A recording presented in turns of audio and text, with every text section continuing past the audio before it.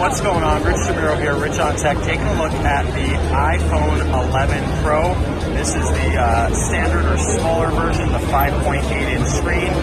Look on the back, there you have it, the brand new lenses. You've got the wide, you've got the telephoto, and the ultra-wide lenses, which lets you do some really cool things with your pictures.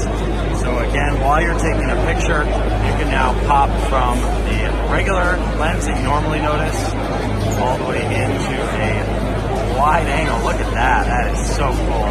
And then we can go into a nice zoom in there.